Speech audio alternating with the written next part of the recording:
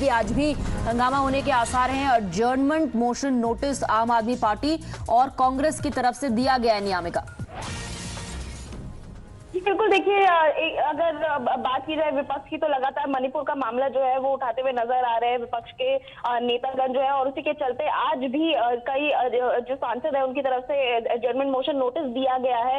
राज्यसभा की बात करें तो सस्पेंशन ऑफ बिजनेस नोटिस जो है वो दिया गया है, क्योंकि लगातार विपक्ष का यही मानना है कि मणिपुर के मामले पर प्रधानमंत्री नरेंद्र मोदी को अपनी चुप्पी तोड़नी चाहिए और उनको सदन में आकर बताना चाहिए कि क्या कुछ कदम जो है सरकार उठाने वाली है आने वाले दिनों में, क्योंकि मणिपुर की हिंसा की अगर बात करें तो ये थमने का नाम नहीं ले रही है। लगातार हिंसा जो है वो जारी है मणिपुर में, और उसी के चलते अब जो है विपक्ष कटघरे में खड़ा कर रही है सरकार को, और उनका यही मानना है कि इस समय जितने सीरियस ये मैटर है उसको देखते हुए प्रधानमंत्री नरेंद्र मोदी को अपनी चुप्पी तोड़कर और सदन में आकर बताना चाहिए कि आखिरकार क्या कुछ कदम जो है वो उठाने वाली है सरकार आने वाले दिनों में, और एक अपील भी जो है वो करनी चाहिए। और इसके अलावा विपक्ष का जो डेलीगेशन था वो भी हमने देखा था किस तरह से मणिपुर में गया था। उसके बाद में लगातार वो यही मांग करे कि प्रधानमंत्री नरेंद्र मोदी को भी एक ऑल पार्टी डेलीगेशन के साथ में मणिपुर जाना चाहिए, ताकि वहां पर जो है वो पीस एंड हार्मनी को रिस्टोर किया जा सके। और उसी के चलते आज फिर से एडजर्नमेंट मोशन नोटिस जो है वो दिया गया है दोनों ही सदनों में।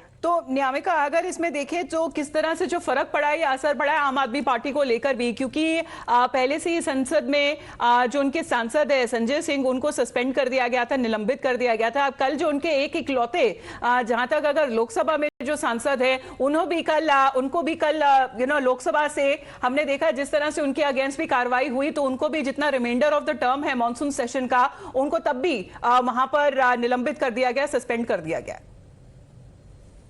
जी बिल्कुल, देखिए जिस तरह से हम लोग पिछले कई दिनों से देख रहे हैं कि विपक्ष जो है वो लगातार हमलावर होता हुआ नजर आ रहा है दोनों ही सदनों में, वो चाहे लोकसभा की बात हो या राज्यसभा की बात हो।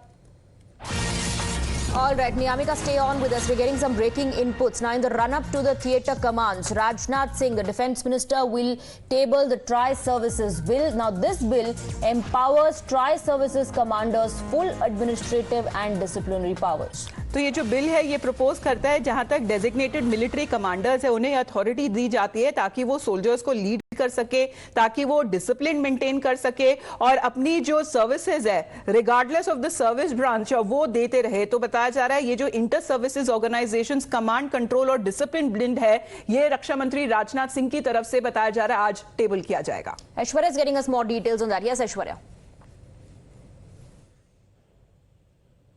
देखिए जो what we know right now that Rajnath Singh will be moving the Inter Services Control and Command bill in Lok Sabha. Remember, this bill was brought in the last session itself, but back then it was sent to the standing committee for further discussion, and now after clearance from the standing committee there have been made few changes that were demanded by the opposition, and now this bill will be tabled by the defense minister in Lok Sabha today. It was scheduled to be tabled yesterday itself, but given the debate on Delhi Services Bill that prolonged till late evening, this bill could not be tabled yesterday, so today it will be tabled.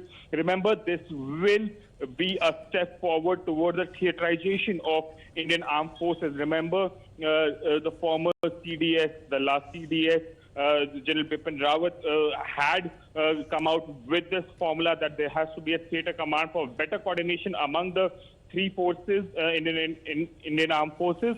Now this is a step forward. Once cleared by Lok Sabha, the bill will be. चलिए ऋषभ, आपका बहुत बहुत धन्यवाद हमारे साथ जुड़ने के लिए। Those are the updates that have been coming in despite the ruckus and the pandemonium that has been ensuing. It's been almost 2 weeks into the monsoon session. We are expecting today this important bill will now be tabled by Raksha Mantri Rajnath Singh. With that, we head into a short break.